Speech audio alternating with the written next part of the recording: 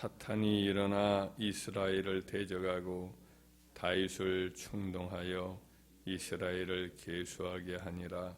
다윗이 요압과 백성의 지도자들에게 이르되 너희는 가서 브엘세바에서부터 단까지 이스라엘을 계수하고 돌아와 내게 보고하여 그 수요를 알게 하라 하니 요압이 아뢰되 여호와께서 그 백성을 지금보다 100배나 더하시기를 원하나이다. 내 주 왕이여, 이 백성이 다 내 주의 종이 아니니까 내 주께서 어찌하여 이 일을 명령하시나이까? 어찌하여 이스라엘이 범죄하게 하시나이까 하나 왕의 명령이 요압을 재촉한지라. 드디어 요압이 떠나 이스라엘 땅에 두루 다닌 후에 예루살렘으로 돌아와 요압이 백성의 수요를 다윗에게 보고하니 이스라엘 중에 칼을 뺄 만한 자가 110만 명이요 유다 중에 칼을 뺄 만한 자가 47만이라. 요압이 왕의 명령을 마땅치 않게 여겨 레위와 베냐민 사람은 계수하지 아니하였더라. 하나님이 이를 악하게 여기사 이스라엘을 치심해 다윗이 하나님께 아뢰되 내가 이 일을 행함으로 큰 죄를 범하였나이다. 이제 간구하옵나니 종의 죄를 용서하여 주옵소서. 내가 심히 미련하게 행하였나이다 하니라. 아멘. 오늘 본문 말씀의 내용은 이제 다윗이 그의 말년에 이제 인구 조사를 실시함으로써 하나님 앞에 이제 죄를 범한 내용이 나옵니다. 인구 조사는 하나님께서 출애굽 당시에 모세에게 명령을 해서 2번 실시한 적이 있습니다. 그러니까 한 번은 이제 시내산에서 이렇게 한 번은 시작한 적이 있죠. 민수기 처음에 보면 출발하기 전에 행진하기 전에 그렇게 한 번은 실시를 한 바가 있습니다. 그리고 약속의 땅 가나안에 이제 들어가기 직전에 모압 평지에서 또 한 번 이렇게 실시한 바가 있습니다. 인구가 약간 줄었어요. 그때 이렇게 보면 장정 60만에서 그 숫자가 조금 줄었어요. 광야 시대의 범죄함으로 인해서 그때 이제 그 숫자가 좀 주는 그런 일이 있었습니다. 2번을 하나님이 이렇게 모세를 통하여서 이스라엘 백성들의 숫자를 계수하라 명하신 바가 있습니다. 인구조사를 한다라는 것은 바로 그 일을 인구조사를 시킨 분이 그 백성의 임금이심을 드러내는 거예요. 자기 백성들의 숫자가 몇 명이냐 이렇게 하나님이 이렇게 시켜서 모세가 이렇게 심부름꾼을 노릇을 한 것이죠. 근데 이제 하나님 시키지 않았어요. 다윗에게는 시키지 않았는데 다윗이 일종의 제국을 이루었어요. 그 자기의 권세 아래에 블레셋도 복속을 하고 모압과 암몬도 거의 항구한 상태고 이방 나라 에돔도 마찬가지로 항복을 하고 등등 해서 자기 수하에 이방 나라까지 다 굴복을 한 상태고 그러다 보니까 그만 스스로 마음이 높아졌어요. 그 자기 수하에 전쟁을 하게 되면 전쟁할 만한 사람이 얼마나 되는가? 내가 얼마나 많은 사람의 주가 되어 있는가? 이렇게 스스로 자기를 한번 이렇게 대단한 업적을 이렇게 확인하고 자기의 어떤 권세와 위엄을 스스로 만족해 하기 위해서 이와 같이 인구조사를 시켰단 말이죠. 우리로서는 인구조사를 매번 하지요. 매번 하나, 한 3년 만에 하나 센서스 조사를 하잖아요. 그래서 우리는 그런 점에서 특별하게 어떤 범죄의식을 안 느끼지요. 우리가 주권자라고 하면 이렇게 할 만한 것이고, 이를 통해서 사람의 어떤 그 숫자나 혹은 그 사람의 어떤 생활의 어떤 방편이나 어떤 교육의 어떤 지금 수준이나 뭐 이런 것들을 다 조사를 해서 여러 가지 정책을 위반하고 주거 형태라든지 이런 것들도 다 조사를 해서 정책 결정하는데 많은 도움을 주니까 우리가 그걸 늘 하지요. 그런데 이제 아까 말했던 그런 측면에서 인구조사의 의미가 있거든요. 이와 같은 것들이 그 당시에 다윗이 시켰던 것은 분명히 그것을 알았던 거죠. 요압은 바로 그 일을 이제 하라고 명령을 받았는데 어찌하여 왕께서 이와 같은 일을 합니까? 하나님이 지금 있는 인구의 100배나 더 하시기를 원합니다. 이스라엘로 범죄케 하지 마옵소서 하면서 안 하려고 해요. 안 하려고 하는데도 불구하고 이 다윗은 굳이 끝까지 하라고 서서 해라 이렇게 해서 끝까지 하게 만들었어요. 그러니까 인구조사가 뭐 하루아침에 끝나는 게 아니고 한 1년 정도 걸렸을 가능성이 큰데 결국은 거의적으로 1년 내내 이 일을 범죄하는 일을 주도적으로 다윗이 했던 것을 보게 됩니다. 그것 때문에 하나님 진노해서 결국은 이제 전염병으로 쳐서 하루 만에 7만 명의 숫자가 오히려 줄어들게 만들었죠. 남자 장정만 7만 명일 가능성이 크니까 한 20만 명 이 정도가 그냥 순식간에 하루 만에 죽는 일이 벌어지곤 했죠. 인구가 얼마나 많은가 이렇게 스스로 만족하고 자만하려고 했던 이 다윗이 인구가 줄어드는 결과를 초래하게 되었습니다. 이걸 다윗의 이 범죄한 것의 그 근본의 죄의 근원을 쳐다보면 이게 교만 때문에 일어난 거거든요. 스스로 높아진 거예요. 다윗의 경우를 보면 좀 충격적인 게 이분은 산전수전 다 겪은 상황이거든요. 이때쯤 되면 그는 수없이 많은 연단 과정을 겪었습니다. 젊은 시절에 사울 왕에게 쫓겨서 한 15년 넘게 그냥 고생을 하고 왕위에 헤브론의 왕위에 올라서도 또 7년을 또 묵묵히 기다리는 인고의 세월을 보냈고 왕이 되었을 때도 곧장 이방 나라들이 막 여기서 쳐오고 저기서 공격해오고 이방 나라의 공격이 숱하게 있었어요. 블레셋, 모압, 암몬, 저 북쪽의 아람 나라, 에돔 계속해서 공격해왔죠. 중년에 한번 자빠졌어요. 크게 엎드러졌죠. 그것 때문에 하나님의 무서운 징계가 그를 괴롭혔지. 많은 쓰라린 눈물을 흘렸잖아요. 끝없이 회개했어요. 그런 세월을 겪으면서 또 징계도 하나님으로부터 아주 모질게 바탕했잖아요. 모진 징계를 당하면서 죄의 쓰라림을 알았어요. 그게 중년의 세월이었다고요.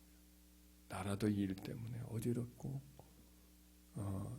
이것이 얼마나 죄란 무서운가 이걸 알았던 사람이 이제 노년이 됐어요. 노년쯤 되면 죄와 오랜 영적 싸움을 벌였기 때문에 이제는 이제 죄에 대해서 철저히 미리 느낌도 알고 자기 자신의 위험도 알고 자기 내면의 시험도 얼마나 어떻게 오는가도 경로도 알기 때문에 이길만 하잖아요. 그런데 이 노년에 넘어져 산전수전 공중전 다 겪은 상황에서도 넘어지고 노년이 되어서도 넘어져. 그 교만이 얼마나 무섭느냐고. 교만이 얼마나 끈질기냐고요. 교만죄가 참 이게 이 훌륭한 다윗의 말년까지도 한번 흔들어서 고통을 겪게 만드는 것을 보게 됩니다. 가만히 다윗의 후손들을 이렇게 점검을 해보면 교만으로 많이 넘어졌어요. 예를 들면 솔로몬 그 아들 아닙니까? 하나님과 깊은 초년의 교제를 나눠서 큰 은사를 받았잖아요. 전무후무한 지혜를 얻었어요. 초목으로 말하면 작은 담장이 우슬초로부터 백향목에 이르는 그 큰 나무에 이르기까지 백과사전적인 지식까지도 그에게 주셨고, 삶의 여러 가지 이제 모습이라든지 내면의 여러 가지 모습이라든지 모든 것을 알 수 있는 통찰력을 그에게 주셨다고. 그럼에도 불구하고 그가 나중에 넘어지잖아요. 왕에게 이와 같은 일을 지켜라, 하지 말아야 되는 이런 일이다 하면서 왕은 이 아내를 많이 두지 말고, 왕은 자기를 위해서 은금을 많이 쌓아두지 말고, 왕은 말을 많이 두지 말고, 말을 구하려고 애굽으로 내려가지 말고, 하나님의 말씀을 등사해서 자기에 되두고 늘 자기 마음을 살펴서 형제들 위해 마음을 높이지 않도록 해라. 이렇게 마땅히 왕으로서 해야 될 일에 대하여 신명기의 모세를 통해서 하신 말씀들이 기록되어 있어요. 이것을 다 어기잖아요. 다 낱낱이 어기잖아요. 하지 말라는 거 다 하잖아요. 이게 다 교만의 정신이죠. 교만 때문에 하나님을 다 거역해요. 그래 결국은 말년에 고생을 하도록 하나님 하셔도 안 돌아와요. 안 돌아와요. 전도서의 후반에 전도서를 보면 그가 돌아온 것으로 여겨지지만은 너무 늦게 돌아오죠. 너무 늦었어요. 솔로몬만이 아니라 그의 이제 손자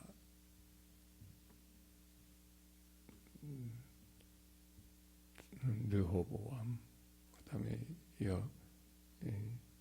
또 여러 르호보암, 그다음에 또 아들이 있고 그 다음이니까 이제 증손자가 되겠네요. 아사 왕도 똑같아요. 아사 왕도 처음에는 괜찮았어요. 처음에는 훌륭했어요. 그러나 하나님의 은혜를 입고 평안함이 그의 삶에 계속 이루어지자 어느 틈엔가 그의 마음에도 교만이 또 찾아와요. 하나님을 의지하고 큰 전쟁도 이긴 그 젊은 시절에 은혜 시대가 있었어요. 그러나 말년이 되니까 은혜가 술술 다 빠져나갑니다.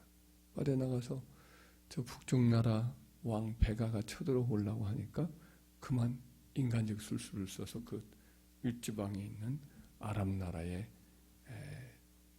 뇌물을 갖다 바치죠. 성전에 있는 은금을 취하여서 갖다 주면서 저 북쪽 뒤를 좀 쳐달라고. 그래서 베가로 하여금 이제 우리나라를 침공하는 큰 성을 쌓는 이 일을 하지 못하게 해달라고 그렇게 요구를 해요. 그것에 승낙을 받아서 그렇게 하니까 그 성을 쌓는 재료들을 다 빼앗아서 이제는 자기 나라를 막는 그와 같은 국방성을 2개나 만들죠. 잘했다 생각이 있는데 선지자가 와서 왕께서 어찌하여 이와 같이 하나님 기뻐하지 않는 일을 합니까?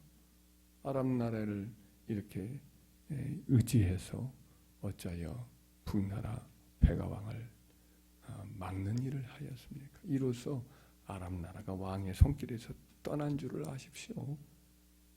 이전에 하나님을 의지함으로 구스 나라의 100만 대군을 싸워서 승리하지 않았습니까? 하나님을 의지하면 하나님은 얼마든지 이길 수 있을 텐데 어찌하여 그렇게 하셨습니까? 책망을 하죠. 뭐 하나 그런 말이 없어요. 그런데 화가 나서 그 선지자를 감옥에 쳐넣었습니다. 또 그와 같은 마음을 가지고 왕에게 직언을 한 사람 몇 사람을 까닭없이 감옥에 넣고 학대를 하는 악을 행하죠. 하나님이 노엽게 여기셔서 그에게 회개할 기회를 주려고 발병을 나게 해야죠. 발에 병이 들어서 고생을 하는데 그가 의원에게 구하고 하나님을 찾지 아니하더라.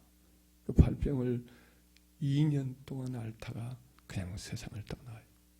교만해져서 하나님께로 돌아오지 아니하고 회개를 기다렸으나 회개치도 않고 그러다가 세상을 떠나요. 참 그 말년에 그 교만 때문에 그렇게 되고 말았어요. 우시야 왕도 하나님을 구할 때는 형통하더니 형통하니까 그만 자기가 제사장 노릇하겠다고 분향을 하러 성수에 들어갔다가 그래서 문둥병을 쳐서 별궁에서 격리된 상태에서 오랫동안 지내는 말년을 보내게 되었지.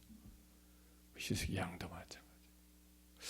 그 참 은혜를 아무리 받아도 교만이 찾아올 수가 있어요. 나이가 아무리 들어도 교만에게 꼼짝없이 당할 수가 있어요. 교만이 이렇게 끈질긴 거예요. 마치 봄날이 되면은 시골의 논밭에 보면은 어느 틈인가 이제 그 농사 짓기 전에 보면 독수리 풀이 다 올라와서 온 지면을 다 덮어버려요. 논이고 밭이고 할 것 없이. 어떻게 그냥 논밭에 그렇게 독수리 풀들이 그렇게 올라와서 그냥 땅을 다 차지하는지 이거 참 해마다 그랬던 기억이 나요. 대단하구나. 이걸 느꼈어요. 교만이란 마치 독수리 풀과 똑같습니다. 내버려두면 빈자리면 어디든지 또 올라와요. 우리 내면에서 올라와요. 그래서 우리는 부지런히 이 교만과 싸워야 돼. 이제는 됐다 하면 또 우리는 어느 틈인가 마음이 해이해지고 스스로 마음이 높아지고 그래서 결국은 자빠지고 넘어지고 다른 사람보다 훨씬 마음이 높은 마음을 먹고 하나님을 의지하지 않고 스스로 인간적인 방법으로 자기의 모든 일을 추구하고 그래서 결국은 어느 틈인가 방심해서 넘어지는 일이 반복되곤 하는 것이 누구에게나 있는 일입니다. 그래서 이 교만의 정신 이것이 조금이라도 우리에게 올라온다 그러면 바로 싹을 도려내는 일에 부지런한 저와 여러분이 되어야 할 줄 믿습니다. 다윗이 고백한 바 내가 어린아이가 그 어미 품에 있음 같이 자기 마음을 항상 하나님 품에 자기를 낮추고 의지하였다라는 마음이 고백이 나오죠. 우리는 높은 마음을 품지 말고 우리 마음이 하나님 품에 안겨있는 어린아이처럼 하나님만 의지하는 마음을 항상 유지함으로 하나님으로부터 겸손한 자에게 주시는 복이 있거든요. 겸손과 여호와를 경외함의 보응은 재물과 영광과 생명이니라 그랬어요. 하나님을 경외하며 늘 겸손을 유지할 때에 하나님은 높이시고 지키시고 또 형통케 하시고 풍성케 하시는 은혜가 있습니다. 평생에 우리 자신을 주님 앞에 겸손하게 하도록 애쓰는 저와 여러분 되기를 주의 이름으로 축원합니다.